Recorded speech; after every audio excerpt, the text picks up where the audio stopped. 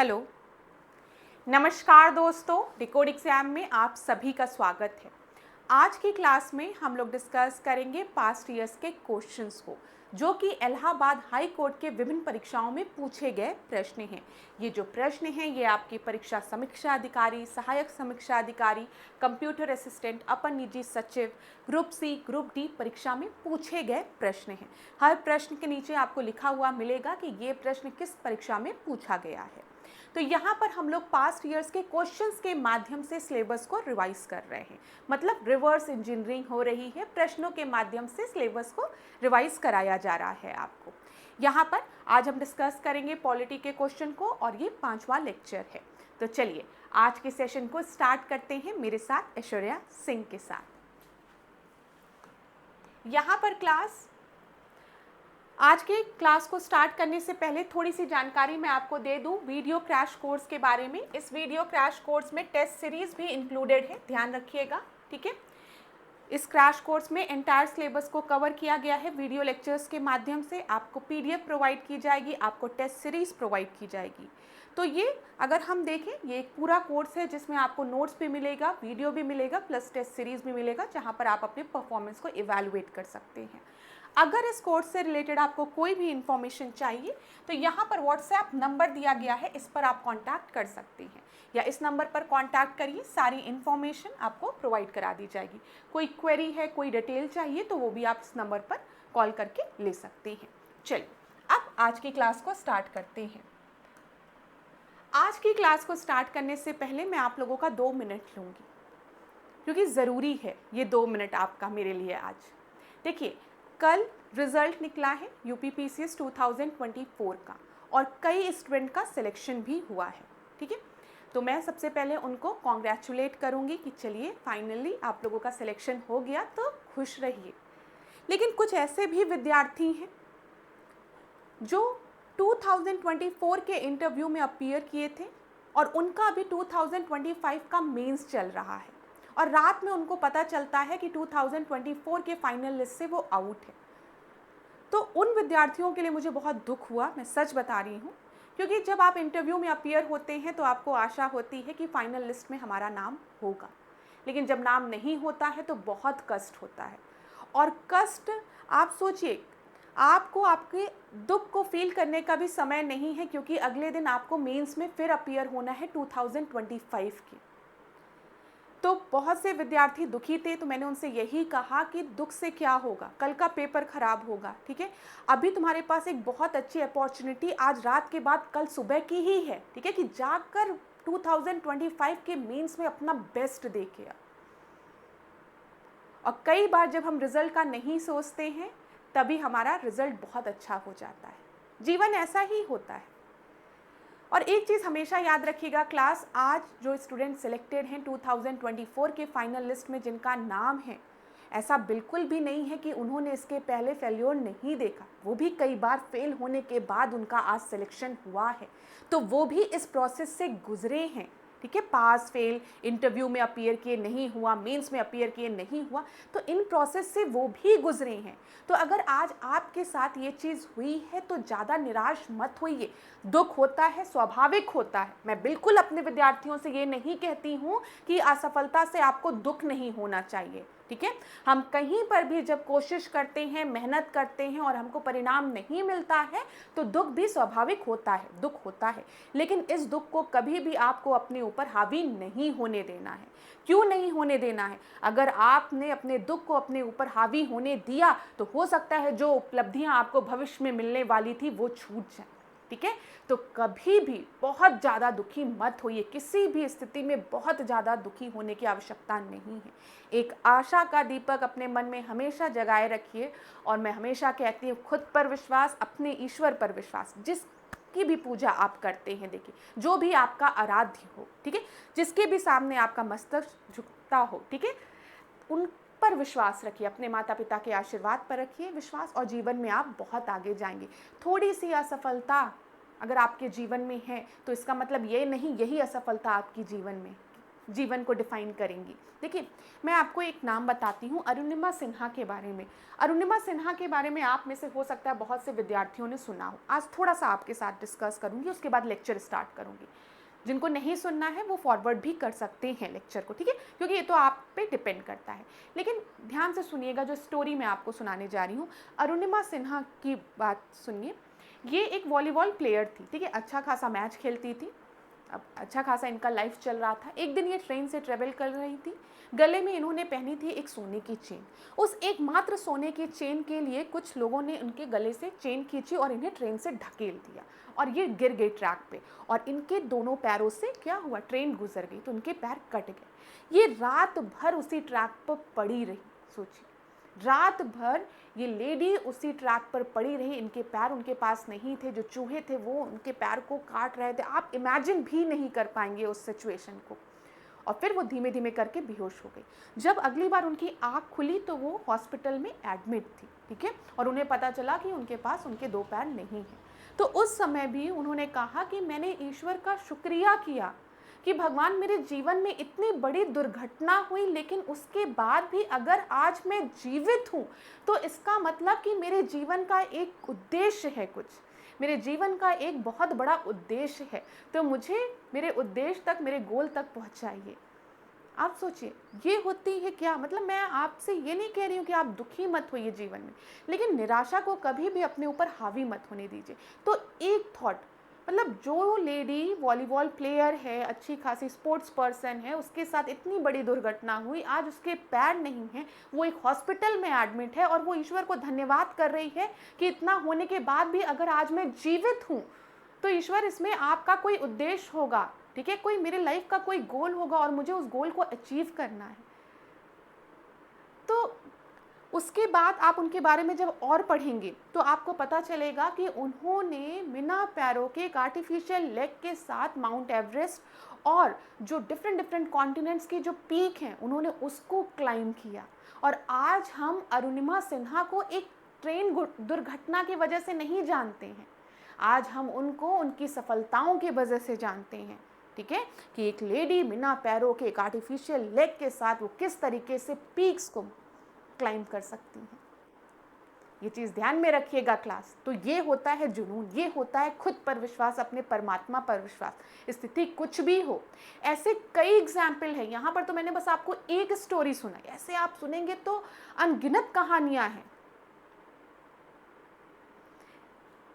सिंधु ताई के बारे में एक चीज़ मैं और आपको बताऊंगी। एक सिंधु ताई थी, अगर आप देखेंगे पुणे के रहने वाली थी, पूरा नाम मुझे नहीं याद आ रहा है, लेकिन सिंधु ताई मतलब जब ये अपने गृहस्थ जीवन में थी, हम कहें तो जब ये प्रेग्नेंट थी तो इनके पति ने इनको धक्का मार के घर से निकाल दिया और एक गौशाला में इन्होंने अपने बच्चे को जन्म दिया, ठीक है। बताती हैं जो कॉर्ड जिससे बच्चा माँ से कनेक्ट रहता है, उस कॉर्ड को इन्होंने पत्थर मार मार के तोड़ा था। फिर अपने बच्चे को लेके ये अपने मायके भी नहीं जा सकती थी, अपने ससुराल भी नहीं जा सकती थी, औरतों की हालत तो आप जानते हैं। तो ये एक रेलवे ट्रैक पर चली गई, ठीक है, वहीं पर अपनी बच्ची को लेकर रहती थी। तो एक दिन इन्होंने कहा कि मैं सुसाइड करना चाहती थी, मुझे लगा अब जीवन का अंत करना चाहिए। तो वहाँ पर एक आदमी बैठा हुआ था जो कि भूख से कहरा रहा था, उसको मतलब बहुत भूख लगी थी और वो कह रहा था कि भगवान बस एक घूंट पानी दे दो, उसके बाद मेरे प्राण ले लो। तो सिंधु ताई बोलती हैं कि मैंने जब उसका ये बात सुना कि मुझे एक घूंट पानी दे दो उसके बाद मेरा प्राण ले लो, तो मैंने कहा बाबा ये लो पानी और मेरे पास एक रोटी पड़ी है, ये लो, ये रोटी भी तुम खा लो, ठीक है, उसके बाद आराम से सुकून से मरो, क्योंकि मैं भी मरने ही जा रही हूँ, तुम भी सुकून से मरो, इस जीवन का कोई अर्थ नहीं है। तो उन बाबा ने उस रोटी को खाया, पानी पिया और इतने में उनके शरीर में शक्ति आ गई और उन्होंने अपने मरने का प्लान ड्रॉप कर दिया। तो सिंधु ताई कहती है तो मैंने भी ड्रॉप कर दिया। अब ये रहती थी रेलवे स्टेशन पे अपनी बच्ची को लेके, और वहाँ पर रेलवे स्टेशन पे बहुत से गरीब बच्चे रहते थे जिनके माता पिता नहीं थे। तो अब इन बच्चों के साथ सिंधु ताई रहने लगी और सब बच्चे इनको अपने ताई के रूप में, माता के रूप में इनके साथ रहने लगे। जितना भी ये पूरे दिन में भीख मांग के कमाती थी उन बच्चों में बांट के खुद खाती थी, उनको खिलाती थी, ऐसे इनका जीवन बीता। ऐसे ही सिंधुताई कहती हैं कि एक दिन मैं एक बस में खड़ी होके जा रही थी, मतलब मैं एक बस में चढ़ी और मैं उस बस में जैसे ही बैठने गई तो कंडक्टर ने मुझे हटा दिया, कहा कि नहीं उतरो उतरो, क्योंकि मेरी साड़ी गंदी थी, थोड़ा सा मैं साफ़ सुथरी नहीं थी, तो कंडक्टर ने मुझे उस बस से हटा दिया, कहा नहीं अभी नहीं जाएगी, चलो उतरो उतरो। तो सिंधुताई कही मैंने उससे झगड़ा भी किया कि मेरे पास पैसे हैं, मुझे इस बस में बैठने दो, तो भी उस कंडक्टर ने मुझे उस बस में नहीं बैठने दिया और मुझे वहाँ से उतार दिया। सिंधुताई कहती हैं जैसे मैं उतरती हूँ, एक आदमी आता है, कहता ताई आओ तुम्हें पानी पिलाता हूँ और चाय पिलाता हूँ, थोड़ा मेरे साथ चलो। कि मैं चाय पी रही थी, उतनी ही देर में उस बस पे एक बिजली गिरी और पूरी बस में जितने लोग थे सब सवार थे मर गए। तो सिंधुताई के भी दिमाग में यही विचार आया कि ईश्वर जब आपने मुझे ये जीवन दिया है तो इस जीवन का कुछ उद्देश्य ज़रूर होगा और मुझे इतना सक्षम बनाइए, मुझे इतना जागरूक बनाइए कि मैं उस उद्देश्य को समझूं और उसे पाऊं। तो क्लास में आपसे यही हमेशा कहूँगी, देखिए मैं आपको पढ़ाऊँ, कोई और टीचर आपको पढ़ाए, कल मेरी जगह कोई और पढ़ाएगा, हो सकता है मेरा पढ़ाना आपको ना पसंद आए, किसी और का पढ़ाना पसंद आए, तो कोई भी आएगा आपके जीवन में, ठीक है, लोग आएंगे जाएंगे, लेकिन ये सबसे ज़्यादा महत्वपूर्ण है कि आप अपने जीवन के उद्देश्य को समझें, ठीक है, और जो भी आपका गोल है, जो भी आपका उद्देश्य है, उसको पूरी दृढ़ता के साथ पकड़ लीजिए और फिर उस गोल को अचीव करिए। और जीवन में बिल्कुल भी सफलताओं और असफलताओं से निराश होने की आवश्यकता नहीं है। मैं हमेशा ये बात कहूँगी, असफलता एक चुनौती है, स्वीकार करो, क्या कमी रह गई देखो और सुधार करो, जब तक ना सफल होनी चैन की त्यागो तुम, संघर्षों का मैदान छोड़कर मत भागो तुम, कुछ किए बिना ही जय जयकार नहीं होती और कोशिश करने वालों की कभी हार नहीं होती। तो स्वयं पर भरोसा जरूर रखिए, अपने परमात्मा पर भरोसा रखिए और जीवन में आप बहुत आगे जाएंगे, इतना विश्वास रखिए। चलिए अब लेक्चर ज़्यादा बड़ा खिंच जाएगा, इसी वजह से यहाँ पर भी आप लोगों से क्वेश्चंस को डिस्कस करते हैं, लेकिन कुछ बातें थी, दुखी मत होइएगा। बस यही कहना चाहूँगी, मेरे कोई भी विद्यार्थी जो मुझे आज सुन रहे हों, मैं बस आपसे यही कहूँगी, निराश मत होइएगा, ठीक है। निराशा होती है, लेकिन एक बार मिरर के सामने खड़े होकर एक प्यारी सी स्माइल अपने आप को दीजिएगा और कहिएगा, एक सांस लेते हुए सांस छोड़ते हुए, कि हम भी एक दिन सफल होंगे और अवश्य होंगे, ठीक है।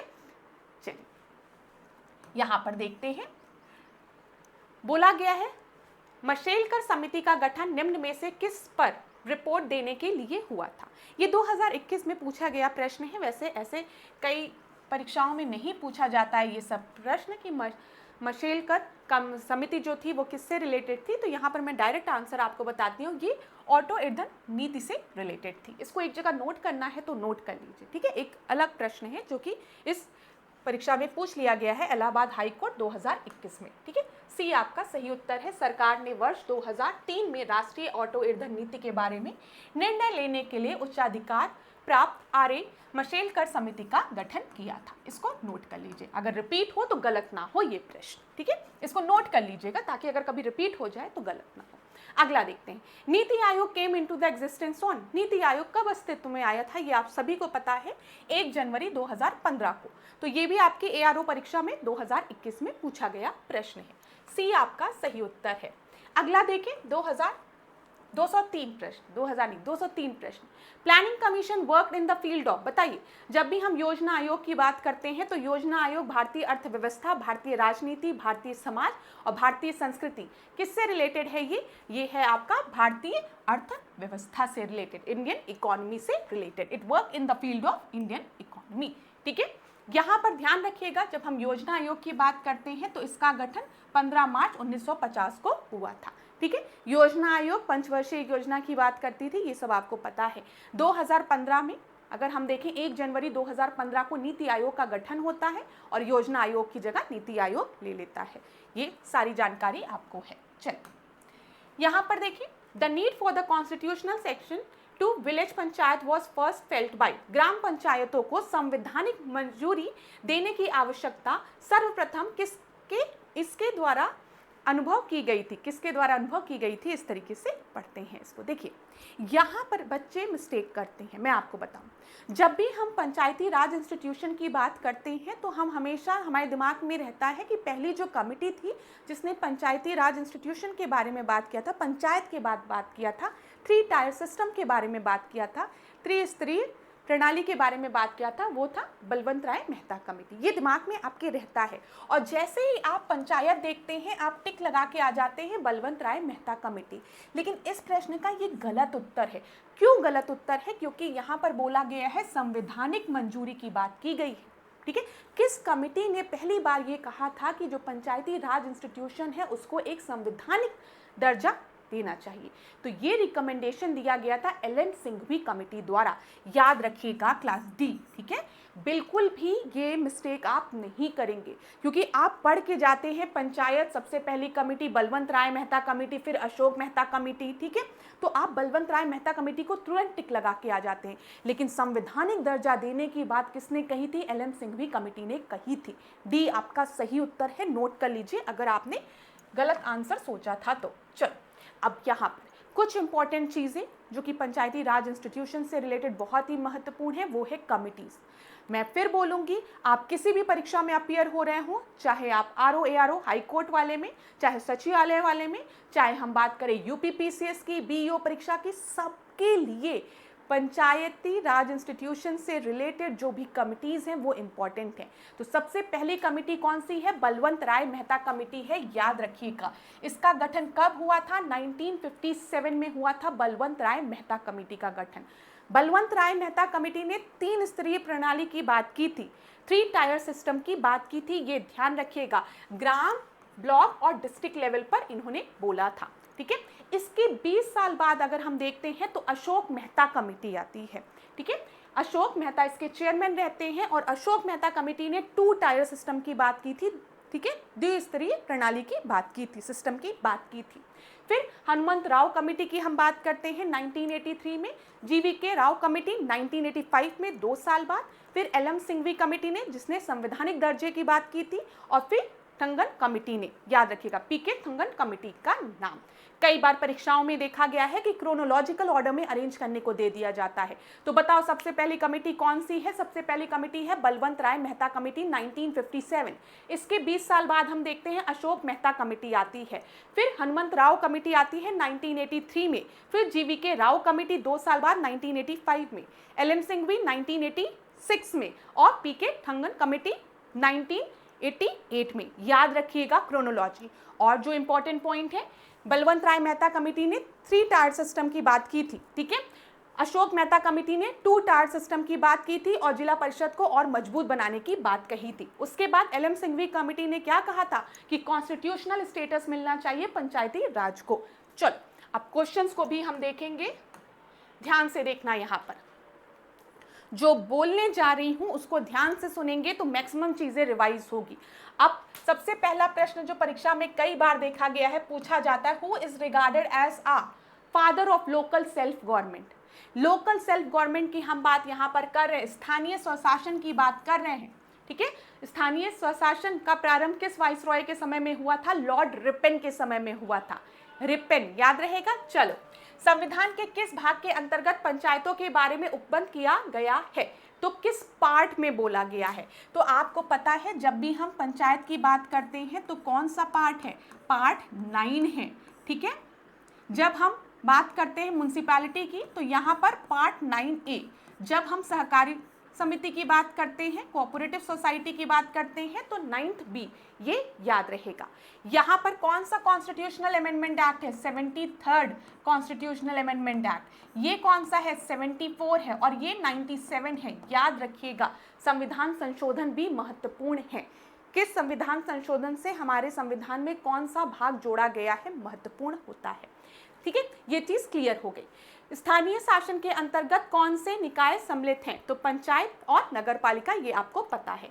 किस संविधान संशोधन के तहत पंचायत एवं नगर पालिका को सम्मिलित किया गया था? अभी थोड़ी देर पहले मैंने बताया है, 73rd एंड 74। किस ईयर में? याद रखना, 1992 में। ठीक है, 73वां संविधान संशोधन अधिनियम कब लागू हुआ था? Very important. पंचायत डे किस दिन मनाया जाता है? 24 अप्रैल को। और ये लागू कब हुआ था? 24 अप्रैल 1993 में। अब ध्यान देना क्लास, कौन सा अमेंडमेंट था? बोलो। जब हम पार्ट 9 की बात करते हैं, हम शेड्यूल 11 की बात करते हैं, तो हम किस अमेंडमेंट की बात करते हैं? हम 73rd कॉन्स्टिट्यूशनल अमेंडमेंट एक्ट 1992 की बात करते हैं, जो कि लागू कब हुआ था? 24 अप्रैल 1993 को। Very important. राष्ट्रीय पंचायत दिवस कब मनाया जाता है? 24 अप्रैल को मनाया जाता है। पंडित जवाहरलाल नेहरू ने भारत में सर्वप्रथम पंचायत राज व्यवस्था कहाँ लागू की थी? तो ये अभी कल की क्लास में मैंने आपको बताया है। 2 अक्टूबर 1959, 2 अक्टूबर 1959 को, ठीक है, पंचायत राज व्यवस्था कहाँ लागू की गई थी? राजस्थान के नागौर जिले में। ये याद रखिएगा, ये भी प्रश्न बना है, राजस्थान के नागौर जिले में। मैक्सिमम चीजें रिवाइज करा देती हूं मैं वन लाइनर क्वेश्चन के माध्यम से। अब यहाँ देखिए, किस अधिनियम द्वारा स्थानीय स्वशासन की पूर्णता राज्य का विषय बना दिया गया था? अब अगर आप देखेंगे सब्जेक्ट लिस्ट में पंचायत है, ठीक है, पूछा जा सकता है कि जब हम पंचायत की बात करते हैं तो वो राज्य सूची में है या केंद्र सूची में है? तो पंचायत आपके राज्य सूची में है, ठीक है, और उसे राज्य सूची में किस अमेंडमेंट के तहत लाया गया था? 1935 के अमेंडमेंट के तहत। क्लियर हो गया। पंचायत किस सूची में है? राज्य सूची में है, अभी मैंने बता दिया। पंचायत व्यवस्था की मजबूती हेतु सर्वप्रथम किस समिति का गठन हुआ था? तो यहाँ पर देखिए, पंचायत व्यवस्था की मजबूती हेतु सर्वप्रथम किस कमिटी का गठन हुआ था? ठीक है, समिति का गठन हुआ था, तो बलवंत राय मेहता कमेटी का। लेकिन संवैधानिक दर्जा देने की किसने बात की थी? एल एम सिंघवी कमेटी ने, याद रखिएगा। बलवंत राय मेहता समिति ने कितने स्तर की बात की थी? त्रिस्तरीय की बात की थी, 3 टायर सिस्टम की बात की थी। सामुदायिक विकास कार्यक्रम, कम्युनिटी डेवलपमेंट प्रोग्राम, सीडीपी का प्रारंभ कब हुआ था? 2 अक्टूबर 1952 को, याद रखिएगा। ठीक है, बलवंत राय मेहता समिति ने अपनी रिपोर्ट कब प्रस्तुत की थी? 1957 में। बलवंत राय मेहता कमेटी 1957, अशोक मेहता कमेटी 20 साल बाद 1977, याद हो गया होगा। पंचायत राज व्यवस्था का वास्तुकार किसे कहा जाता है? बलवंत राय मेहता को कहा जाता है। इसी में विद्यार्थी लोग कंफ्यूज होते हैं, वहां पे संवैधानिक दर्जा दिया था, यहाँ पे वास्तुकार की बात की गई है, तो वो बलवंत राय मेहता है। लेकिन जब संवैधानिक दर्जा की बात करेंगे तो हम एल एम सिंघवी का नाम याद रखेंगे। बलवंत राय मेहता समिति ने किन त्रिस्तरीय पंचायत राज व्यवस्था की सिफारिश की थी? तो उन्होंने ग्राम की बात की थी, ठीक है, फिर पंचायत समिति की बात की थी और जिला परिषद की बात की थी। ये याद रहेगा ना, ग्राम, ब्लॉक और डिस्ट्रिक्ट में बात की थी। तो ग्राम पंचायत, पंचायत समिति और जिला परिषद। सर्वप्रथम पंचायती राज व्यवस्था को संपूर्ण राज्य में लागू किया गया था कहां पर? अभी थोड़ी देर पहले बताया है कि नागौर में, ठीक है, जो कि कहां पर है? राजस्थान में है। क्लियर हो गया होगा। किस समिति ने पंचायत के 2 स्तरीय व्यवस्था की सिफारिश की थी? 2 टायर सिस्टम की सिफारिश किसने की थी? अशोक मेहता कमेटी ने की थी। अशोक मेहता कमेटी कब आया था? बलवंत राय मेहता कमेटी के 20 साल बाद, 1957 के बाद 1977 में अशोक मेहता कमेटी है। 2 टायर सिस्टम, ठीक है। विकास का मुख्य केंद्र बिंदु ग्राम ना होकर जिला परिषद को मानकर उसे शक्तिशाली बनाने की सिफारिश किस समिति ने की थी? देखो ध्यान से सुनना, विकास का जो मुख्य केंद्र है उसे ग्राम ना मानकर जिला परिषद को मानकर उसे शक्तिशाली बनाने की बात कौन करेगा? जो 2 टायर सिस्टम की बात करेगा, जो द्विस्तरीय व्यवस्था की बात करेगा, और वो किसने की है? अशोक मेहता कमेटी ने, कि हम ग्राम को छोड़कर हम जिला परिषद की बात करें और पंचायत समिति की बात करें। ठीक है, अशोक मेहता समिति ने पंचायत व्यवस्था में किन 2 स्तरों की बात की है? यहाँ पर ध्यान देना, जिला परिषद और मंडल पंचायत, ये नाम ज्यादा एक्यूरेट है। जिला परिषद और मंडल पंचायत की बात इन्होंने की है। इस तरीके से प्रश्न बन सकता है। ठीक है, फिर देखो, क्षेत्र पंचायत के लिए क्षेत्रों का निर्धारण किसके द्वारा किया जाता है? तो ये राज्य सरकार द्वारा किया जाता है। खंड स्तर पर पंचायत समिति के गठन हेतु कितनी जनसंख्या का होना आवश्यक है? ये भी बहुत इंपॉर्टेंट पॉइंट है, याद रखना। खंड स्तर पर पंचायत समिति के गठन के लिए कितनी जनसंख्या का होना आवश्यक है? तो 20 लाख से अधिक। वेरी इंपॉर्टेंट, ध्यान रखना। 73rd कॉन्स्टिट्यूशनल अमेंडमेंट एक्ट 1992 के तहत किस अनुसूची को जोड़ा गया था? तो 11वीं अनुसूची को जोड़ा गया था। पंचायतों का कार्यकाल कितना निर्धारित किया गया है? 5 वर्ष। पंचायतों में महिलाओं को कितना आरक्षण दिया गया है? 1/3 आरक्षण दिया गया है। क्लियर? तो हमने कितने ज्यादा प्रश्नों को एक साथ रिवाइज कर दिया ना, किया ना, रिवीजन किया ना, समझ में आ रहा है ना क्लास? इसी तरीके के प्रश्न आपके परीक्षा में बनते हैं। अब फिर मैं एक बात कहूंगी, आप किसी भी परीक्षा में अपीयर हो रहे हो, यहाँ से प्रश्न बनते हैं। बहुत ही महत्वपूर्ण टॉपिक है ये। अब आगे देखते हैं। राजेंद्र सच्चर कमेटी का गठन कितने सामाजिक, आर्थिक तथा शैक्षिक स्तर के अध्ययन के लिए हुआ था? किनके सामाजिक, आर्थिक तथा शैक्षिक स्तर के अध्ययन के लिए हुआ था? तो याद रखिएगा, राजेंद्र सच्चर कमेटी का जो गठन था वो मुस्लिम सामाजिक, आर्थिक तथा शैक्षिक स्तर के अध्ययन के लिए हुआ था। ये प्रश्न जो है 2 बार रिपीट हुआ है, ROARO 2014 में और 11 में, ध्यान रखिएगा। आगे बढ़े, इस प्रश्न को देखिए क्या दिया गया है। निम्नलिखित में से किसके पास आपातकाल के दौरान मौलिक अधिकारों को निलंबित करने की शक्ति होती है? तो मौलिक कर्तव्यों को निलंबित करने की शक्ति किसके पास होती है बताइए? प्राइम मिनिस्टर के पास, पार्लियामेंट के पास, प्रेसिडेंट के पास या फिर सुप्रीम कोर्ट के पास? 2023 में पूछा गया प्रश्न है। यहाँ पर ध्यान दीजिएगा, आपातकाल के समय मौलिक अधिकारों को निलंबित करने की शक्ति जो होती है वो राष्ट्रपति के पास होती है। सी आपका सही उत्तर है यहाँ पर। ठीक है, क्लियर है? चलो यहाँ पर देखो, अनुच्छेद 358 के अनुसार जब राष्ट्रीय आपात की घोषणा की जाती है तब अनुच्छेद 19 द्वारा मूल अधिकारी स्वतः निलंबित हो जाते हैं और आपातकाल के समापन पर यह स्वतः लागू हो जाते हैं। अनुच्छेद 359 के अंतर्गत अनुच्छेद 20 व 21 को छोड़कर अन्य सभी मूल अधिकारों का प्रवर्तन समाप्त हो जाता है। ये याद रखिएगा, ये भी प्रश्न बनता है। मैं आपको बता दूं कौन से ऐसे मूल अधिकार हैं जो कि आपके इमरजेंसी के समय में भी खत्म नहीं होते हैं। तो 20 और 21, ठीक है। कोई भी आपातकाल हो, आर्टिकल 20 और 21 आपसे नहीं छीना जाएगा, ये ध्यान रखिएगा, ठीक है। आपसे कोई आपके जीवन का अधिकार नहीं छीन सकता है, कितना भी बड़ा आपातकाल क्यों ना हो, ये ध्यान रखिएगा। चलिए यहाँ पर कुछ इंपॉर्टेंट चीज़ों को मैं आपसे डिस्कस करती हूँ, क्विक रिवीजन कराती हूँ। देखिए, नेशनल इमरजेंसी की हम बात कर रहे हैं, राष्ट्रीय आपातकाल की बात कर रहे हैं। पहला प्रश्न बनता है, राष्ट्रीय आपातकाल की बात किस अनुच्छेद में किया जाता है, किस अनुच्छेद में की गई है? तो आप सभी बताएंगे आर्टिकल 352 में, ठीक है। फिर दूसरा प्रश्न बनता है कि राष्ट्रीय आपातकाल किन किन किन किन रीजंस की वजह से लग सकता है? तो war, external aggression, armed rebellion, याद रखिएगा, war, external aggression, armed rebellion, ठीक है। फिर यहाँ पर ध्यान दीजिए, कौन प्रोक्लेम करता है? राष्ट्रपति द्वारा इसे प्रोक्लेम किया जाता है, ठीक है। ये भी चीज़ क्लियर है, ठीक है। अप्रूवल कितने दिन में मिलना चाहिए? तो 1 माह के अंदर, 1 मंथ के अंदर पार्लियामेंट के दोनों सदनों द्वारा इसे अप्रूवल मिलना चाहिए। और अगर अप्रूव्ड हो जाता है तो 6 माह तक आपकी नेशनल इमरजेंसी लग जाती है। ये चीज़ समझ में आया आपको? देखिए, मैंने आपको क्या बताया, सबसे पहले जब हम बात करते हैं नेशनल इमरजेंसी की, राष्ट्रीय आपातकाल की बात, तो ये आर्टिकल 352 में दिया गया है। किन किन कंडीशन में राष्ट्रीय आपातकाल घोषित किया जाता है? जब युद्ध हो, वॉर हो, ठीक है, आर्म्ड रिबेलियन हो या फिर एक्सटर्नल एग्रेशन हो, ठीक है।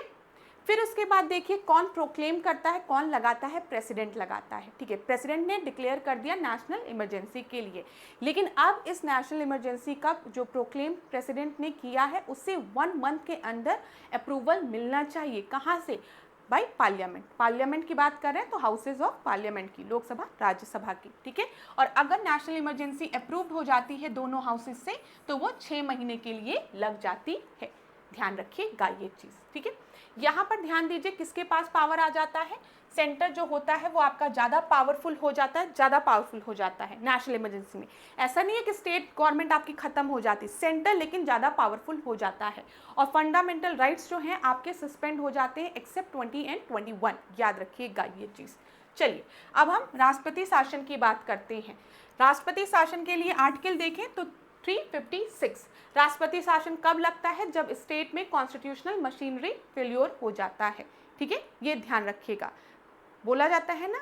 तो यहाँ पर राष्ट्रीय आपातकाल के बाद हम बात कर रहे हैं प्रेसिडेंट रूल की, ये ध्यान में रखिएगा। क्लास जो पॉइंट बता रही, प्रेसिडेंट रूल की कब लगता है? जब स्टेट में कॉन्स्टिट्यूशनल मशीनरी आपकी फेल हो जाती है, ठीक है। फिर उसके बाद कौन लगाता है? प्रेसिडेंट लगाता है।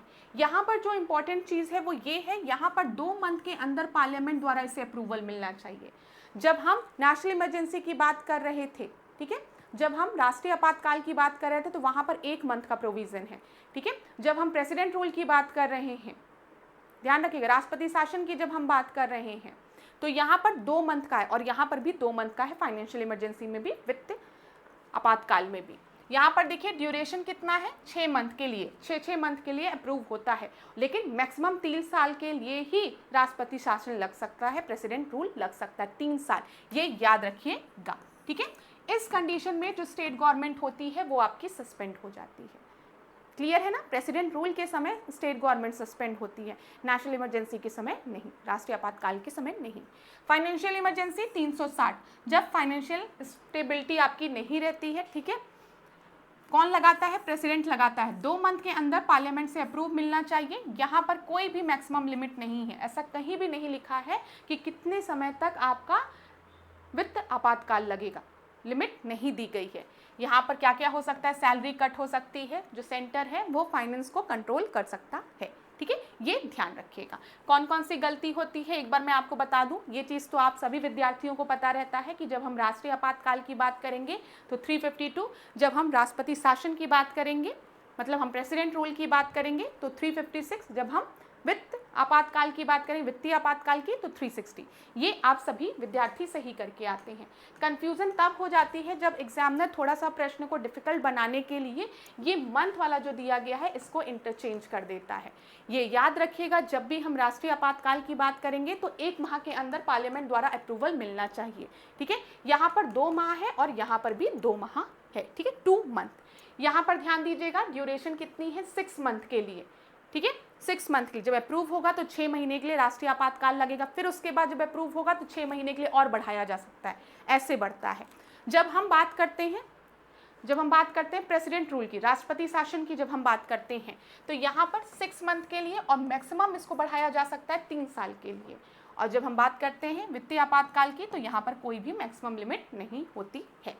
क्लियर ना? अब बिल्कुल भी परेशान मत होइएगा, अभी हम प्रश्नों को भी देखेंगे। क्लास इंग्लिश और हिंदी दोनों एक साथ बोलना पड़ता है, तो कहीं पर भी अगर कोई भी पॉइंट आपको ना समझ में आया करे तो आप खुद भी एक बार गूगल पे सर्च कर लिया करिए। वैसे मैं प्रयास करती हूँ कि दोनों माध्यम को बैलेंस करके चलूँ, दोनों माध्यम के शब्दों का प्रयोग करूँ, लेकिन कई बार 1-2 टर्म अगर नहीं मैंने आपको डिफाइन किया तो आप उसको नेट पे ज़रूर देख लिया करिए। अब देखिए, the state of emergency in India was declared in which of the following year. आपातकालीन स्थिति की घोषणा किस वर्ष हुई थी? जिस वर्ष हुई थी, किस वर्ष हुई थी? तो 207 का आपका सही उत्तर क्या हो जाएगा? 1975 में, ठीक है, डी आपका सही उत्तर है। देखिए, आपातकालीन स्थिति की घोषणा 1975 से 1977 तक प्रधानमंत्री इंदिरा गांधी के कार्यकाल में हुई थी। उस समय राष्ट्रपति कौन थे अगर आपसे पूछेगा तो फरुखदीन अल अहमद थे, ये याद रखिएगा, फरुखदीन जी का नाम आप याद रखेंगे। और आपको पता है कि इस समय जो मंत्री परिषद थे वो लिखित में नहीं देते थे आपातकाल की घोषणा के लिए। बाद में 44th कॉन्स्टिट्यूशनल अमेंडमेंट एक्ट के तहत एक प्रोविजन लाया गया कि अगर नेशनल इमरजेंसी, राष्ट्रीय आपातकाल घोषणा करने की आवश्यकता है तो लिखित में मिलना चाहिए। राष्ट्रपति को जो मिनिस्टर्स हैं वो लिखित में देंगे, जो मिनिस्टर हैं, काउंसिल ऑफ मिनिस्टर, ठीक है, ये ध्यान रखिएगा आप। कैबिनेट मिनिस्टर्स जो हैं उनको वो लिखित में देंगे। चलिए, ये ध्यान में रखिएगा। इसीलिए इसके पहले वाली क्लास में एक बार मैंने आपसे पूछा भी था, कैबिनेट टर्म का यूज़ हमारे संविधान में कहाँ पर किया गया है? ये प्रश्न था ना कि कैबिनेट जो टर्म है उसका यूज़ हमारे संविधान में किस आर्टिकल में किया गया है? तो वो आर्टिकल 352 के क्लॉज 3 में, ठीक है। और इसको 44th कॉन्स्टिट्यूशनल अमेंडमेंट एक्ट के तहत जोड़ा गया था कि जब तक राष्ट्रपति को कैबिनेट लिखित में नहीं देगा कि राष्ट्रीय आपातकाल लगाने की आवश्यकता है तब तक नहीं डिक्लेयर हुआ, तो लिखित टर्म को जोड़ दिया गया था, ठीक है। नहीं तो बोला जाता है ना कि इंदिरा गांधी ने अपने मन से इमरजेंसी लगा दी, इस तरीके की कंट्रोवर्सी थी उस समय, तभी लिखित प्रोविजन को उसमें जोड़ दिया गया। चलिए आगे बढ़ते हैं अगले प्रश्न पे। Second time national emergency was declared by president in which year? ये पूछा गया है, तो बताइए। 14 दिसंबर 1966 को, 9 अगस्त 1960, 9 को, 3 दिसंबर 1971 को, 25 जून 1975 को। तो 208 का आपका सही उत्तर क्या हो जाएगा यहाँ पर? तो 1971 में दूसरी बार राष्ट्रीय आपातकाल की घोषणा की गई थी, ये भी ध्यान में रखिएगा, ठीक है। पहली बार अगर हम देखें राष्ट्रीय आपातकाल की घोषणा कब की गई थी? 1962 में की गई थी, जब चीन के साथ युद्ध हो रहा था, ठीक है। एवं 1975 में आंतरिक गड़बड़ी के कारण भी आपातकाल घोषित किया गया था और राष्ट्रपति द्वारा दूसरा आपातकाल जो था वो 1971 में पाकिस्तान के युद्ध के दौरान लगाया गया था, ये चीज़ याद रखिएगा। अच्छा, अभी मैं आप लोग के कमेंट्स पढ़ रही थी, उसमें किसी स्टूडेंट ने लिखा था कि मैम जब चीज़ों को एक्सप्लेन किया करिए तो साइड हो जाया करिए, इसको पढ़ने का लिए स्पेस दिया करिए। तो अभी जब मैं स्क्रीन के सामने खड़ी थी ना, तो मुझे याद आ गया, क्लिक कर गया कि ओह, विद्यार्थियों ने बोला है कि स्क्रीन से थोड़ा हट के एक्सप्लेन किया करिए मैम, ताकि पढ़ने का समय मिल जाए। तो उसको पढ़ लीजिए, ठीक है। यहाँ पर जो सबसे इम्पॉर्टेंट पॉइंट है, आप ये देखेंगे ना कि जब इंदिरा गांधी का समय था तो उस समय आपातकाल अगर जब भी हमारी प्रधानमंत्री चाहती थी तो राष्ट्रपति से बोल देती थी कि भाई राष्ट्रपति जी आप इमरजेंसी डिक्लेयर कर दीजिए, ठीक है। चलो, वॉर कंडीशन ठीक थी कि वॉर के समय आपातकाल घोषित किया जाना चाहिए। अगर स्थिति वैसी नहीं है, स्थिति अगर नाजुक है तो आपातकाल घोषित होना चाहिए। और हम देखते हैं चीन के समय युद्ध के दौरान भी आपातकाल घोषित हुआ था, साथ ही साथ पाकिस्तान के युद्ध के दौरान भी घोषित हुआ था। लेकिन यहाँ पर जब आंतरिक अशांति के कारण तीसरी बार आपातकाल घोषित कर दिया गया तो एक बहुत बड़ा चिन्ह हो गया कि ये क्या हो रहा है कि जब भी प्रधानमंत्री कहेगा राष्ट्रपति से कि आपातकाल घोषित कर दो तो राष्ट्रपति आपातकाल घोषित कर देंगे, नहीं, ये गलत है। तो इसी वजह से जो मैंने आपको बताया है 44th कॉन्स्टिट्यूशनल अमेंडमेंट एक्ट में बोला गया जब तक ये रिटन में नहीं दिया जाएगा प्रेसिडेंट को आपातकाल घोषित करने के लिए, वो आपातकाल नहीं घोषित करेंगे। और दूसरी चीज़, एक चीज़ और बोली गई थी पहले, यहाँ पर अगर आप देखें, यहाँ पर जब हम नेशनल इमरजेंसी की बात करते थे तो यहाँ पर था कि आंतरिक अशांति की बात की गई थी, इंटरनल डिस्टर्बेंस की बात की गई थी कि अगर आंतरिक अशांति है तो उस कंडीशन में भी राष्ट्रीय आपातकाल घोषित किया जा सकता है। लेकिन फिर जब 44th कॉन्स्टिट्यूशनल अमेंडमेंट एक्ट हुआ तो उन्होंने इंटरनल डिस्टर्बेंस, आंतरिक अशांति वाले इस क्लॉज को हटा दिया और यहाँ पर बोला वॉर, एक्सटर्नल एग्रेशन और आर्म्ड रिबेलियन के केस में ही खाली राष्ट्रीय आपातकाल लगेगा। इतनी चीज़ें क्लियर हो गई होगी। चलिए आगे बढ़ते हैं। Financial emergency is imposed under the article, financial emergency की बात की गई है, आप सभी को पता है 360 में, ठीक है। जल्दी जल्दी डिस्कस करते हैं, ये सारी चीज़ें तो पता है। फिर देखिए यहाँ पर प्रश्न लंबा है, थोड़ा सा समय ले लीजिए आप लोग इसको पढ़ने के लिए। निम्न में से कौन से ऐसे मौलिक अधिकार हैं जिन्हें आपातकाल लगने के बाद भी निलंबित नहीं किए जा सकते हैं?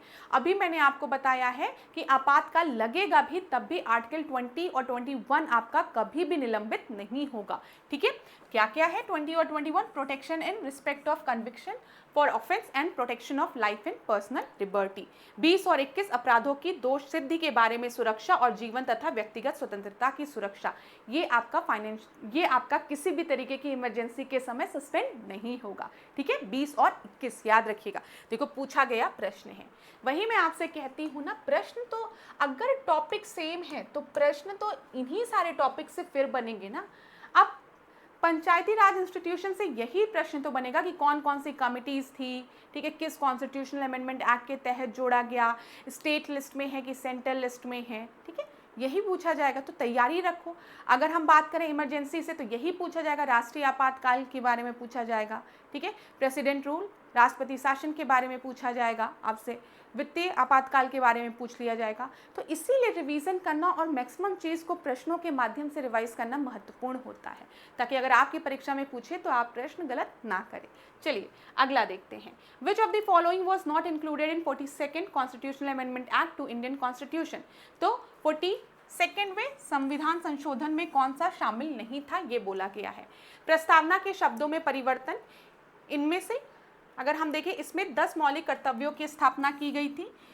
राष्ट्र की एकता को बदलकर राष्ट्र की एकता और अखंडता कर दिया गया था, ठीक है। मतदान की आयु 21 से घटाकर 18 वर्ष कर दी गई थी। अब मेरी बात ध्यान से सुनना, जब हम प्रियम्बल की बात करते हैं, जब हम प्रस्तावना की बात करते हैं तो 42nd कॉन्स्टिट्यूशनल अमेंडमेंट एक्ट के तहत सोशलिस्ट, सेकुलर और इंटीग्रिटी, ये कुछ शब्द थे जिनको कि हमारे प्रस्तावना में जोड़ा गया था, ठीक है, ये पता है ना। सोशलिस्ट, सेकुलर और इंटीग्रिटी, ये 3 शब्द थे जिन्हें प्रस्तावना में जोड़ा गया था, तो ये बिल्कुल सही है। 42nd कॉन्स्टिट्यूशनल अमेंडमेंट एक्ट के तहत ही हमारे संविधान में मौलिक कर्तव्यों को जोड़ा गया था और उस समय मौलिक कर्तव्यों की संख्या कितनी थी? 10।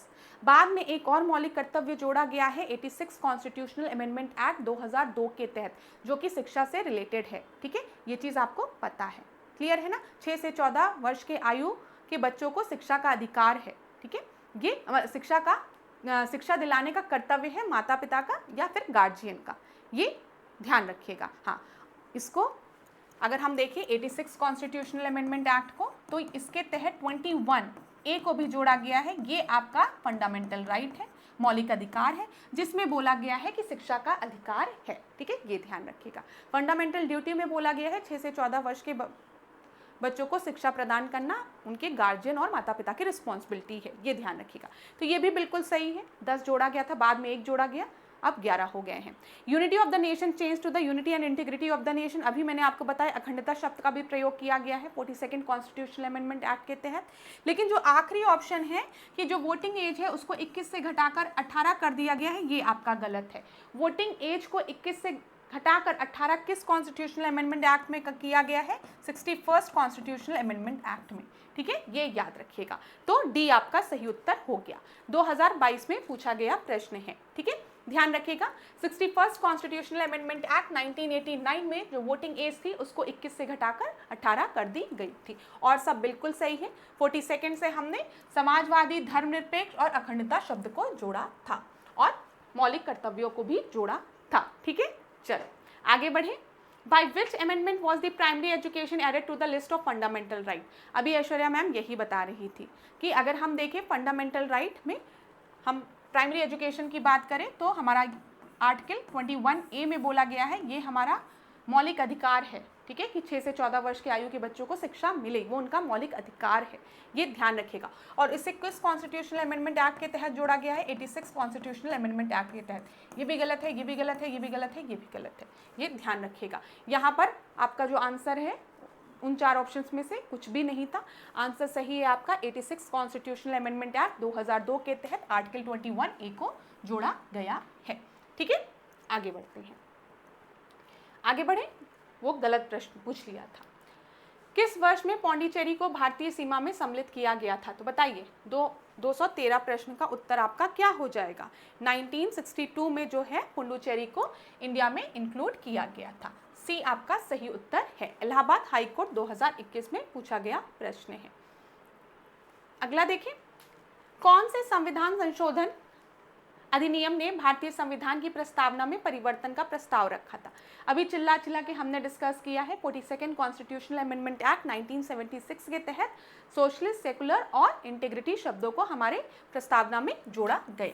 तो सी आपका सही उत्तर है। समाजवादी, पंथ निरपेक्ष और अखंडता। अगला देखते हैं। 215 भारत के कौन से संवैधानिक संशोधन में सिंधी 8वीं अनुसूची की 15वीं भाषा के रूप में शामिल की गई थी? तो कौन सा संविधान संशोधन था, ये बताइए। तो 215 का जो आपका सही उत्तर है वो क्या है? वो है आपका 21st कॉन्स्टिट्यूशनल अमेंडमेंट एक्ट के तहत सिंधी को जोड़ा गया था 8th शेड्यूल में। बी आपका सही उत्तर है। ठीक है, अब कुछ और इम्पॉर्टेंट पॉइंट जो यहाँ पर आपको पता होने चाहिए उसको मैं बताने जा रही हूँ, तो ध्यानपूर्वक सुनिएगा और स्क्रीन से साइड हटके, ताकि ये भी आपको दिखे। अगर आप लोग को पढ़ने की इच्छा हो तो पढ़ लीजिए। चलिए इसी को बताते हैं। यहाँ पर देखिए, 21वें संविधान संशोधन की अगर हम बात करेंगे 21st कॉन्स्टिट्यूशनल अमेंडमेंट एक्ट के तहत, ठीक है, सिंधी को जोड़ा गया था 8th शेड्यूल में। ठीक है, याद रखिएगा, सिंधी को 8th शेड्यूल में जोड़ा गया था। हम 8वीं अनुसूची की बात कर रहे हैं, और किस 8वीं अनुसूची में किस संविधान संशोधन द्वारा किस लैंग्वेज को जोड़ा गया है वो मैं आपको बताने का प्रयास कर रही हूँ। तो 21st कॉन्स्टिट्यूशनल अमेंडमेंट एक्ट के तहत सिंधी को जोड़ा गया था। फिर उसके बाद हम देखते हैं 71st कॉन्स्टिट्यूशनल अमेंडमेंट एक्ट के तहत भी जोड़ा गया है, इसमें भी संविधान संशोधन हुआ है। इसके तहत कोंकण, मणिपुरी और नेपाली, कोंकणी, मणिपुरी और नेपाली को जोड़ा गया है। ठीक है, याद रहेगा। फिर उसके बाद इन दोनों को जोड़ो तो आपका 91st याद रखना, यहाँ पे 92nd हो जाएगा। दोनों को जोड़ दो, 2 1, और मैं याद करने का तरीका बता रही हूँ, 7 2 9। तो 92nd कॉन्स्टिट्यूशनल अमेंडमेंट एक्ट के तहत अगर हम देखेंगे तो मैथिली, संथाली, डोंगरी और बोडो को। क्लियर? तो याद रखना, ये 21st कॉन्स्टिट्यूशनल अमेंडमेंट एक्ट के तहत 21वें संविधान संशोधन द्वारा, इधर साइड में हो जाऊं, सिंधी को 8 शेड्यूल में जोड़ा गया है। 71st कॉन्स्टिट्यूशनल अमेंडमेंट एक्ट द्वारा कोंकणी, मणिपुरी और नेपाली को किस में जोड़ा गया है? 8 शेड्यूल में।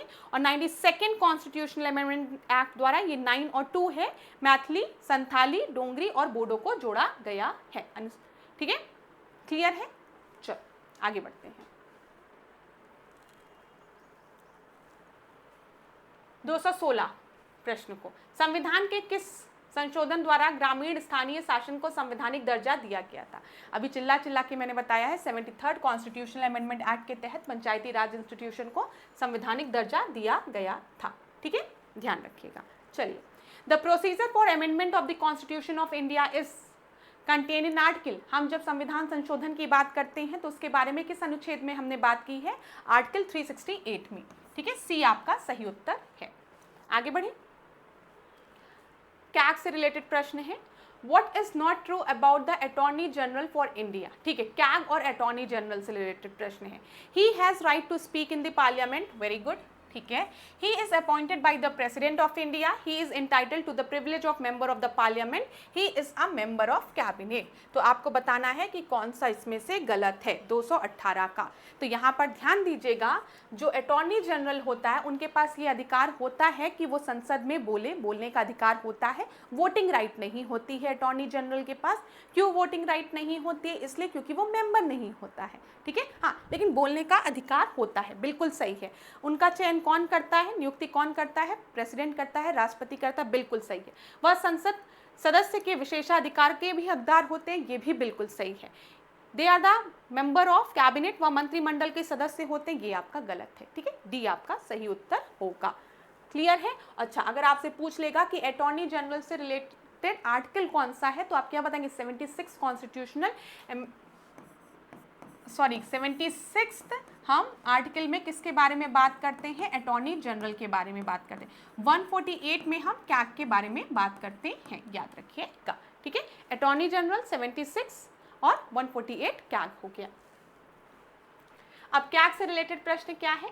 The controller and auditor general of India is also known as dash. Bharat के नियंत्रक और महालेखा परीक्षक को डैश नाम से भी जाना जाता है। तो बताइए किस नाम से जाना जाता है? पब्लिक पर्स के संरक्षक, पब्लिक पर्स के रक्षक, पब्लिक पर्स के अभिरक्षक, पब्लिक पर्स के ट्रस्टी। तो ये आपका 219वां प्रश्न है और यहाँ पर सही उत्तर क्या है? पब्लिक पर्स के संरक्षक के रूप में हम लोग कैग को जानते हैं। कैग के बारे में किस आर्टिकल में दिया गया है? 148 में दिया गया है। ठीक है, अगला देखते हैं। Who was the first controller and auditor general of independent India? First कौन थे बताइए? चंद्रा जी थे, A.K. राव थे, एस रंगनाथन थे या फिर वी नरहरि राव थे? तो यहाँ पर आपका सही उत्तर क्या हो जाएगा? 220 का।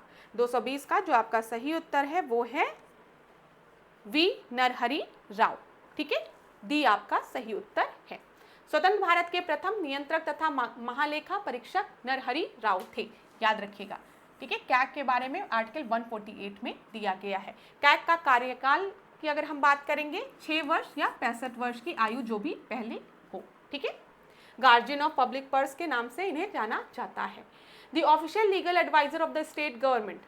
स्टेट गवर्नमेंट की बात की गई है। राज्य सरकार का आधिकारिक विधिक सलाहकार कौन होता है? तो वो एडवोकेट जनरल होते हैं। ठीक है, अटॉर्नी जनरल की जब हम बात करते हैं तो वो सेंटर के आधिकारिक विधायक सलाहकार होते हैं, सेंटर के। ठीक है, और ये स्टेट के होते हैं एडवोकेट जनरल। क्लियर? आगे बढ़ते हैं। बी आपका सही उत्तर है। अच्छा, इनके बारे में किस आर्टिकल में दिया गया है? आर्टिकल 165 में, ये ध्यान रखिएगा। और इनकी नियुक्ति कौन करेगा अगर पूछेगा तो इनकी नियुक्ति गवर्नर करेंगे, क्योंकि हम स्टेट की बात कर रहे हैं। आगे बढ़े। द प्रेजेंट, अच्छा प्रेजेंट वाला छोड़ दो, चलो इसको आप लोग 2011 में पूछा गया प्रश्न था ये, तो आप इसको स्किप कर सकते हैं। यहाँ पर इस प्रश्न को देखिए, यहाँ पर पॉलिटिकल पार्टीज दी गई हैं और उनका गठन किस वर्ष में हुआ है ये बोला गया है। तो बताइए, Indian national Congress, Bahujan Samaj party, national Congress party या कम्युनिस्ट पार्टी ऑफ इंडिया, इनका गठन कब हुआ है? तो 223वें का आपका सही उत्तर क्या हो जाएगा बताइए? जब हम इंडियन नेशनल कांग्रेस की बात करते हैं तो इसका गठन कब हुआ? आईएनसी का गठन 1985 में हुआ है। ठीक है, अध्यक्षता किसने की थी? उमेश चंद्र बनर्जी ने की थी। वाइसरॉय कौन था? लॉर्ड डफरिन था। ठीक है, और किसके दिमाग की उपज थी? ह्यूम के दिमाग की उपज थी, ये याद रखिएगा। तो ए का क्या हो गया आपका? सबसे आसान, ए का सेकंड हो गया। ए का सेकंड एक ही जगह दिया गया है, सीधे आप उत्तर पर टिक लगा सकते हैं। ये Allahabad high court group D mains परीक्षा में 2025 में पूछा गया प्रश्न है। तो इंडियन नेशनल कांग्रेस 1985 हो गया। बहुजन समाज पार्टी की जब हम बात करेंगे तो 1984 हो गया। नेशनल कांग्रेस पार्टी की हम बात करेंगे तो 1999 हो गया। कम्युनिस्ट पार्टी ऑफ इंडिया का 1925 हो गया। क्लियर? आगे बढ़ते हैं अगले प्रश्न पे।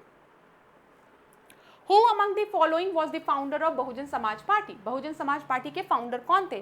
काशीराम, बी आर अम्बेडकर, साहू महाराज और ज्योतिबा फुले। तो यहाँ पर आप सभी को पता है इसका सही उत्तर जो है वो है काशीराम जी। ठीक है, तो 224 का आपका आंसर ए हो गया। बहुजन समाज पार्टी की बात हुई है। बहुजन समाज पार्टी का गठन कब हुआ है? 14 अप्रैल 1984 को, ये भी याद रखिएगा। आगे बढ़ते हैं। Which of the following is a national bird of India? Group D परीक्षा में पूछा गया है, पिकॉक है, ये सभी आपको पता होगा। जल्दी जल्दी देखते हैं। ए, राष्ट्रीय पंचांग की बात करेंगे तो शक संवत, ठीक है। राष्ट्रीय पशु की बात करेंगे बाघ। राष्ट्रीय पुष्प की बात करेंगे कमल। राष्ट्रीय गीत की बात करेंगे वंदे मातरम। राष्ट्रीय गान की बात करेंगे जनगण मन। राष्ट्रीय पक्षी की बात करेंगे मोर। निम्नलिखित में से भारत का राष्ट्रीय पशु कौन है? अब बताइए यहाँ पर कौन है भाई? रॉयल बंगाल टाइगर, ठीक है। बी आपका सही उत्तर है। नेशनल फ्लावर क्या है? ये सारे प्रश्न तो आप बहुत आसान से कर लेंगे ना, इसमें इतना परेशान होने की जरूरत नहीं है। बी आपका सही उत्तर है। नेशनल बर्ड क्या है? पिकॉक है। आगे बढ़े। National song of India was composed bye, राष्ट्रीय गीत की यहाँ पर बात की गई है, तो राष्ट्रीय गीत किसके द्वारा कंपोज किया गया था? जवाहरलाल नेहरू, बंकिम चंद्र चटर्जी, रविन्द्रनाथ टैगोर, महात्मा गांधी। तो राष्ट्रीय गीत जो है वो बंकिम चंद्र चटर्जी द्वारा आपका कंपोज किया गया था, ठीक है। बी आपका सही उत्तर है।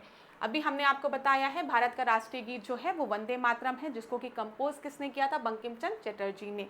अच्छा, ये जो गीत है वो बंकिम चंद्र चटर्जी के किस उपन्यास से ली गई है? तो आनंद मठ, ये याद रखिएगा, ये महत्वपूर्ण है, ठीक है। चलिए, Who suggested Hindi in Devanagari script to be the national language of India? ये किसने बोला था? देवनागरी लिपि में हिंदी को भारत की राष्ट्रीय भाषा बनाने की सलाह किसके द्वारा दी गई थी? बाल गंगाधर तिलक, गोपाल कृष्ण गोखले, वीडी सावरकर या फिर राजेंद्र प्रसाद द्वारा? तो 230वें का आपका जो सही उत्तर है वो क्या है? बाल गंगाधर तिलक द्वारा। ए आपका सही उत्तर है, ठीक है। देवनागरी लिपि में हिंदी को भारत की राष्ट्रीय भाषा बनाने की सलाह बाल गंगाधर तिलक जी ने दी थी। गौरतलब है कि भारत में लिपि के विकास की परंपरा में ब्राह्मी लिपि को प्रस्थान बिंदु माना जाता है। इसी की परंपरा में आगे चलकर देवनागरी लिपि का विकास हुआ। चलिए अगला प्रश्न देखें। When and in which book was the national anthem of India was published? बताइए, ये प्रश्न, ये अच्छा प्रश्न है, ये हाईकोर्ट आरओ में पूछा गया प्रश्न है 2022 में। तो कब और किस पुस्तक में भारत का राष्ट्रगान प्रकाशित हुआ था? बंगाल गजेट में 1910 में, ठीक है। फिर यहाँ पर दिया गया आर्यभट्ट पत्रिका 1911, तत्बोधिनी सभा 1912, फिर अभिव्यक्ति 1910। तो यहाँ पर आपका सही उत्तर है तत्बोधिनी सभा 1912 में। सी आपका सही उत्तर है, ठीक है। इसका शीर्षक क्या रखा गया था? भारत भाग्य विधाता, ठीक है। और सर्वप्रथम अगर हम देखें 27 दिसंबर 1911 को कांग्रेस के कलकत्ता अधिवेशन में इसको गाया गया था, और 24 जनवरी 1950 को हमने इसे राष्ट्रगान के रूप में अपना लिया था। और इसके रचयिता तो आपको पता है रविन्द्रनाथ टैगोर है। आगे बढ़े। भारत के राष्ट्रगान के 5 छंदों में कितने छंद रक्षा बलों द्वारा बनाए गए हैं? अपनाए गए हैं, सॉरी, रक्षा बलों द्वारा अपनाए गए। लिखा तो रविन्द्रनाथ टैगोर में है, पूछा गया कौन से छंद जो हैं वो रक्षा बलों द्वारा अपनाए गए हैं? 3, 2, 4 या फिर केवल 1? ये 2023 में इलाहाबाद हाईकोर्ट आरओ में पूछा गया प्रश्न है। तो यहाँ पर केवल पहला, डी आपका सही उत्तर है, ठीक है। अगर हम देखें भारत के राष्ट्रगान के 5 छंदों में केवल पहला छंद रक्षा बलों द्वारा अपनाया गया है। और तो मैंने आपको बता दिया 1911 में जो इंडियन नेशनल कांग्रेस का जो कोलकाता सेशन था उसमें पहली बार राष्ट्रगान को गाया गया था, और इसे राष्ट्रगान के रूप में अपनाया गया है 24 जनवरी 1950 को औपचारिक रूप में जनगण मन को भारतीय राष्ट्रगान के रूप में अपनाया गया है। ये सारी चीज़ें हो गई। फिर वही प्रश्न देखिए पूछा गया है, क्या बोला गया है, नेशनल फ्लैग के बारे में बोला गया है। ठीक है, भारत का राष्ट्रीय ध्वज अपने वर्तमान स्वरूप में कब स्वीकृत हुआ था, तो ये चीज़ मैंने आपको बताई थी 22 जुलाई 1947 को। बी आपका सही उत्तर है, याद रखिएगा 22 जुलाई 1947 को इसे स्वीकार किया गया था, राष्ट्रीय ध्वज तिरंगा को। Playing time of national anthem is approximately dash second, तो 52 सेकेंड्स में जो हमारा नेशनल एंथम है वो हमें गाना चाहिए, 52 सेकेंड की ड्यूरेशन होनी चाहिए। अगला देखें, सत्यमेव जयते, सत्यमेव जयते किस उपनिषद से लिया गया है, तो सत्यमेव जयते जो है मुंडोक उपनिषद से लिया गया है। जल्दी जल्दी डिस्कस करें, कुछ ऐसा एक्सप्लेन तो करना नहीं है, ऐसा तो नहीं लग रहा कि मैम प्रश्न बोल रही हैं उत्तर बोल रही हैं, जहाँ पर भी एक्सप्लेनेशन की आवश्यकता होगी वहाँ पर एक्सप्लेनेशन दिया जाएगा। तो यहाँ पर 25 का ए आपका सही है। अगर हम देखें सत्यमेव जयते, सत्य की ही जीत होती है, ये हमने किस उपनिषद से लिया है, मुंडोक उपनिषद से लिया है। ठीक है, अच्छा ये भी याद रखिएगा, या देवनागरी लिपि में अगर हम देखें तो अशोक चक्र के नीचे उत्तीर्ण है, सत्यमेव जयते, उत्कीर्णित है बोलना चाहिए। चलिए, सत्यमेव जयते का अर्थ क्या है बताइए, सत्य की विजय हो। ठीक है, 236 का डी आपका सही उत्तर है। अमर राष्ट्रीय गीत वंदे मातरम किसके द्वारा लिखा गया है, अभी हमने डिस्कस किया है, ये बंकिम चंद्र चटर्जी द्वारा लिखा गया है वंदे मातरम। ठीक है, सी आपका सही उत्तर है। कहाँ से लिया गया है, अगर उपन्यास के बारे में बोलेंगे तो आनंद मठ याद रखिएगा।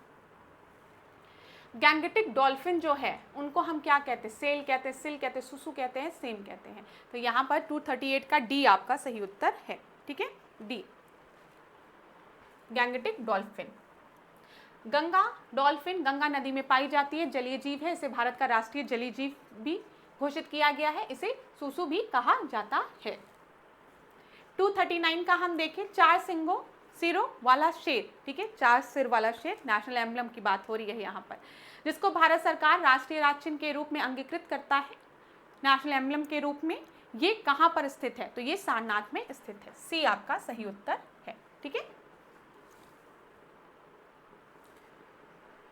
भारत के राष्ट्रीय ध्वज में केसरिया रंग का शीर्ष बैंड क्या इंगित करता है, तो ये तो मुझे ऐसे याद है कि ये मेरी मम्मी ने मुझे याद कराया था, केसरिया बल भरने वाला सादा है सच्चाई, हरा रंग है हरी हमारी धरती की हरियाली, और चक्र कहता प्रतिपल आगे कदम बढ़ेगा। तो केसरिया बल भरने वाला, तो देश की ताकत और साहस के बारे में बताता है सैफरन कलर। ठीक है, केसरिया रंग, केसरिया बल भरने वाला सादा है सच्चाई, हरा रंग है हरी हमारी धरती की हरियाली। चलिए, the national tree of India is banyan tree, बरगद। ये सब तो आसान प्रश्न है क्लास, जल्दी जल्दी डिस्कस करते हैं ना। ए आपका सही उत्तर है। Dash is national fruit of India, कौन सा नेशनल फ्रूट है बताइए। 242 का आपका सही उत्तर क्या है, नेशनल फ्रूट क्या है, आम। आम जो है वो है खास फलों का राजा, आम राष्ट्रीय फल है हमारा। विच of the following is not a national symbol of India, तो बताइए निम्नलिखित में से कौन सा भारत का राष्ट्रीय प्रतीक नहीं है। Ashok tree, lotus flower, peacock, banyan tree. बरगद हमारा राष्ट्रीय वृक्ष है, मोर राष्ट्रीय पक्षी है, लोटस राष्ट्रीय फूल है, लेकिन अशोक वृक्ष नहीं है। ए आपका सही उत्तर हो जाएगा। देखो क्लास, ये प्रश्न जो पूछा गया है किस परीक्षा में पूछा गया है, इलाहाबाद हाईकोर्ट आरजीसी परीक्षा में पूछा गया है, जहां पर देख लेना कि राष्ट्रीय ध्वज की बात करेंगे तिरंगा, राष्ट्रीय चिन्ह की बात करेंगे अशोक, राष्ट्रीय गान की बात करेंगे जनगण, राष्ट्रीय गीत की बात करेंगे तो वंदे मातरम, राष्ट्रीय लिपि की बात करेंगे देवनागरी, राष्ट्रीय भाषा हिंदी, राष्ट्रीय वाक्य सत्यमेव जयते, राष्ट्रीय पशु बाघ, राष्ट्रीय खेल हॉकी, राष्ट्रीय पक्षी मोर, राष्ट्रीय वृक्ष बरगद, राष्ट्रीय फल आम, राष्ट्रीय फूल कमल, राष्ट्रीय मुद्रा रुपया। ठीक है, इसको देख लो, वैसे पूछेगा तो पूछेगा, नहीं तो छोड़ भी सकते हो। चलो, मतलब ये सारी चीज़ें तो बेसिक है, सबको आती ही है, तो इसमें इतना परेशान होने वाली आवश्यकता नहीं है। आगे बढ़ते हैं। Which of the following language does not have classical language status, तो बताइए किसका क्लासिकल लैंग्वेज स्टेटस नहीं है, 2022 में पूछा गया प्रश्न है। तमिल, तेलुगु, कोंकणी, कन्नड़। तो आपका सही उत्तर क्या होगा, 244 का आपका जो सही उत्तर है वो है कोंकणी। ठीक है, कोंकणी जो है वो क्लासिकल लैंग्वेज में नहीं है। वैसे अभी क्लासिकल लैंग्वेज में वर्तमान में कुछ और क्लासिकल लैंग्वेज को जोड़ा गया है, वो कौन कौन सी है एक बार देख लीजिएगा। ठीक है, बी सही उत्तर है। निम्नलिखित में से किस जनजाति भाषा को पश्चिम बंगाल द्वारा आधिकारिक दर्जा दिया गया है और यूनेस्को द्वारा लुप्त प्राय माना जाता है? तो बताइए यहाँ पर, ये 2022 में इलाहाबाद हाईकोर्ट आरओ परीक्षा में पूछा गया प्रश्न है। तो यहाँ पर आपका सही उत्तर क्या है? पुरुक, सी आपका सही उत्तर है। ठीक है, अगला देखें, which of the following language has not been given the status of classical language? Please class, अभी रिसेंट में कुछ क्लासिकल लैंग्वेजेस को जोड़ा गया है, उसको आप एक बार जरूर देख लीजिएगा। रुकिए, एक बार हम ही देखते हैं इसको।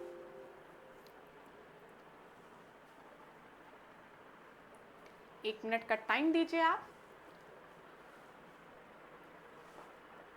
न्यू क्लासिकल लैंग्वेजेस, ठीक है ना, न्यू क्लासिकल लैंग्वेजेस एडेड। तो यहाँ पर ये ध्यान दीजिएगा, देखिए 2024 में अगर हम देखें तो मराठी, पाली, प्राकृत, असमी और बंगाली, इन सारे को आपके क्लासिकल लैंग्वेजेस में जोड़ा गया है। ठीक है, ये ध्यान रखिएगा, 2024 में ये किया गया था। अभी हम देखें टोटल काउंट जो है वो 11 ही है आपकी, जिसमें तमिल, संस्कृत, कन्नड़, तेलुगु, मलयालम और उड़िया है। ठीक है, यही मुझे आपको बताना था, तो इस चीज़ को अपडेट ज़रूर कर लीजिएगा। वैसे मुझे लग रहा है इस बुक में अपडेट किया गया है, 3 अक्टूबर 2024 में न्यू क्लासिकल लैंग्वेजेस को जोड़ा गया था। अभी टोटल 11 है। ठीक है, आगे बढ़ते हैं अगले प्रश्न पे। तुरंत हमने इसको कंफर्म कर लिया ना, ज़्यादा सही है। आप लोगों को होमवर्क देती फिर मन करता नहीं करता, इससे अच्छा एक बार में देख लिया। तो बी आपका सही है। अभी हम वर्तमान में देखें तो 11 भाषाएं हैं। चलिए 246 देखिए, क्लासिकल लैंग्वेज से ही रिलेटेड प्रश्न है ये। यहाँ पर क्या बोला गया है कि कौन सा आपका क्लासिकल लैंग्वेज नहीं है? बंगाली जो है वो क्लासिकल लैंग्वेज नहीं है। निम्नलिखित में से किन राज्यों में कोंकणी भाषा बोली जाती है? केरल और तमिलनाडु, महाराष्ट्र और गोवा, मणिपुर और सिक्किम, आंध्र प्रदेश और उड़ीसा दिया गया है यहाँ पर। तो 247 का जो आपका सही उत्तर है वो क्या है? वो आपका बी है। महाराष्ट्र और गोवा में अगर हम देखेंगे तो कोंकणी कन्नड़, मालाबार आपके कोस्ट भी हैं अगर आप वेस्टर्न घाट में देखेंगे तो बी आपका सही उत्तर है। 248 को देखिए, 92nd कॉन्स्टिट्यूशनल अमेंडमेंट एक्ट के तहत कौन कौन सी लैंग्वेजेस जोड़ी गई थी? बताइए, यहाँ पर आपका सही उत्तर क्या है? बोडो, मैथिली, संथाली, सी आपका सही उत्तर है। ठीक है, 92nd कॉन्स्टिट्यूशनल अमेंडमेंट एक्ट की बात बोला है यहाँ पर। इस प्रश्न को देखिए, 249 प्रश्न को, प्रधानमंत्री राज्य के प्रमुख होते हैं तथा देश के सर्वोच्च औपचारिक प्राधिकारी होते हैं।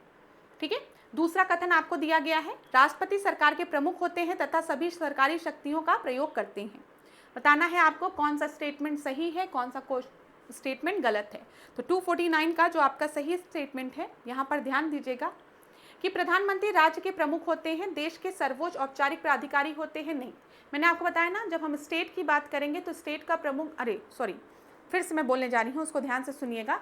जब हम गवर्नमेंट के प्रमुख की बात करेंगे, सरकार का प्रमुख जो होता है वो प्रधानमंत्री होता है, लेकिन जब हम बात करेंगे कि यहाँ पर आपका देश का सर्वोच्च कौन होता है तो वो प्रेसिडेंट होता है, ये ध्यान रखिएगा, राष्ट्रपति होता है। ठीक है, सरकार की बात करेंगे तो प्राइम मिनिस्टर कह सकते हैं, प्रधानमंत्री, लेकिन जब हम भारत की बात करेंगे, सर्वोच्च पद की बात करेंगे तो वो राष्ट्रपति का पद होता है। ठीक है, तो ये गलत हो गया। President is the head of the state, head of the government. अरे हेड ऑफ द गवर्नमेंट कौन है? हेड ऑफ द गवर्नमेंट जो है वो प्राइम मिनिस्टर है। ठीक है, हेड ऑफ द स्टेट जो है वो प्रेसिडेंट है and exercise all the government process, ये सही है। ये आपको समझ में आया ना क्लास कि क्या गलती है यहाँ पर? Prime minister is the head of the state नहीं, president is regarded as a head of the state. ठीक है, and is the highest formal authority in the country. ये यहाँ पर ध्यान देना, president is the head of the state. President जो है उसे हम हेड ऑफ द स्टेट कहते हैं, अभी समझ में आ जाएगा, सिंपल। ठीक है, जब हम प्राइम मिनिस्टर की बात करते हैं तो उनको हम हेड ऑफ गवर्नमेंट कहते हैं। तो दोनों ही स्टेटमेंट जो है वो बिल्कुल गलत है। ठीक है, तो सी आपका सही उत्तर हो जाएगा।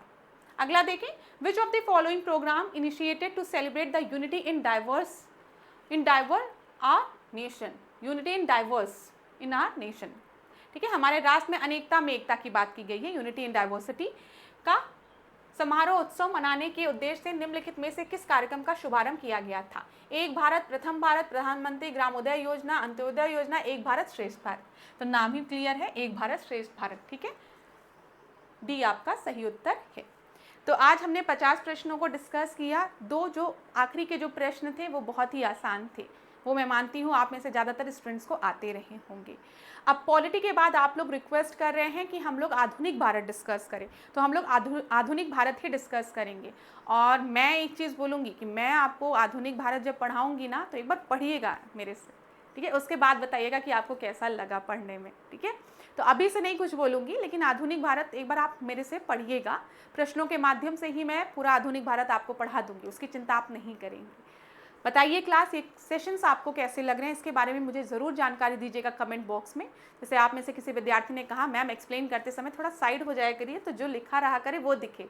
तो अब मेरे दिमाग में ये चीज़ एकदम बैठ गई, क्योंकि सही सजेशन था, ठीक है?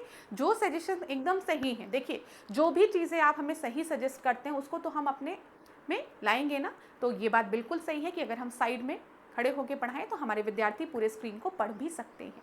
तो अब ऐसा कोई और सजेशन होगा तो आप लोग क्लास में दीजिएगा कमेंट बॉक्स में। और आप में से स्टूडेंट्स ने बोला है कि आधुनिक भारत मैम पढ़ाइए, तो इसके बाद हम आधुनिक भारत के ही प्रश्नों को लगाएंगे।